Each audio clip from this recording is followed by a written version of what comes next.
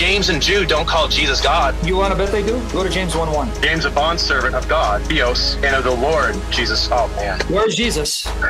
He's in heaven. So how could he call Jesus Rabb, Lord, and say I'm his slave too? Right. That's like calling him Yahweh. Now let's go to Jude though. Jude, a bondservant of Jesus Christ and brother of James. Ungodly persons who turn the grace of our God into licentiousness and deny our only Master and Lord, Jesus Christ. How can he be a Muslim when he says Jesus is your only Lord and Master in heaven? But verse 5 is going to be a little harder for you. That would desire to remind you, though you know all things once for all, that the Lord, after saving a people out of the land of Egypt, subsequently destroyed those who did not believe. You know how to read in context, and you know how to identify the nearest antecedent of the word Lord. In the context, who's the Lord that he just mentioned? So the Lord Jesus Christ.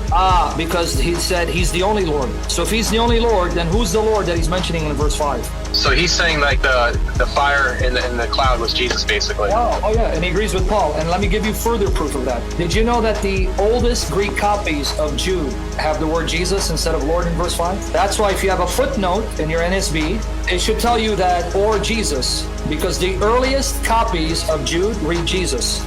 Yeah, I see that. It says 2 early manuscripts read Jesus. That's what it says. Yep, and then not only that, did you know the oldest copy of Jude, P72, it actually reads God Christ, Theos Christos, the God Christ delivered them and punished them.